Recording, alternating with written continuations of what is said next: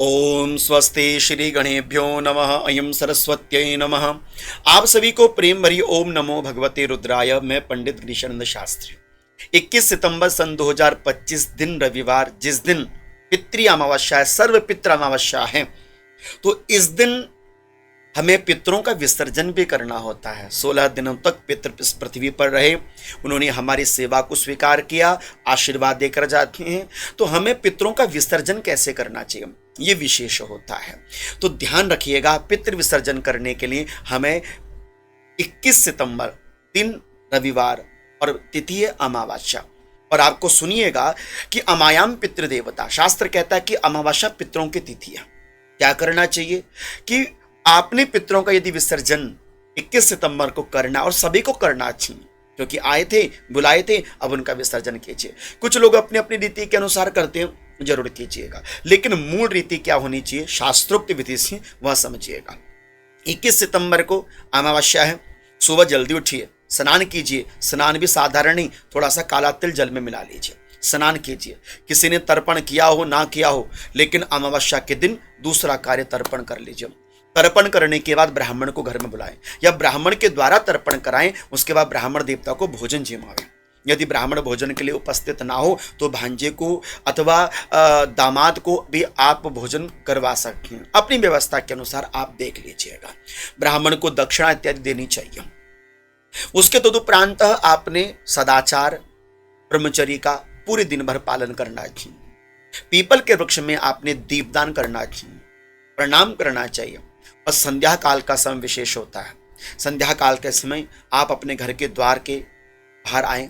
यदि स्थान है आपके घर के द्वार के बाहर आंगन है, तो बढ़िया से आंगन में पहुंचिए। मिट्टी का एक दिया, मिट्टी के दीप के नीचे काला तिल हो, उसके ऊपर आप दक्षिण की ओर मुख कर दें दीपक का। उसमें तिल का तेल डाल दीजिए, रुई लंबी बाती हो।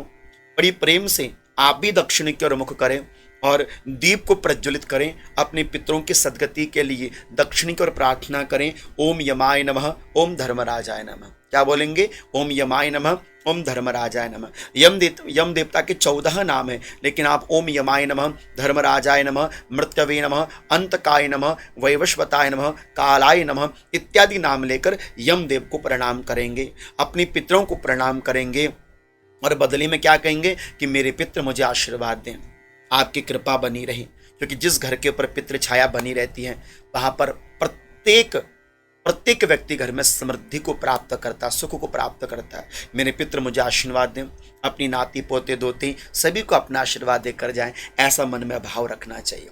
इस तरह से दक्षिण की ओर जल प्रणाम करके हाथ में जल लेकर उसके तदुपरांत दक्षिण की ओर 3 बार अपने पितरों के नाम से जल छोड़ देना चाहिए। जल में थोड़ा काला तिल मिलाकर दक्षिण की ओर मुख करके पितरों के नाम का जल छोड़ देना चाहिए।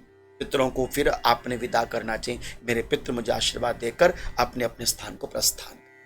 बस ये केवल हल्की सी साधारण सी विधि है। इस विधि के अनुसार आपने अपने पितरों का विसर्जन करना चाहिए। उसके तदुपरांत अगली सुबह नवरात्रि प्रारंभ हो जाती है, तो अपने घर को गंगा जल से बिल्कुल साफ करें।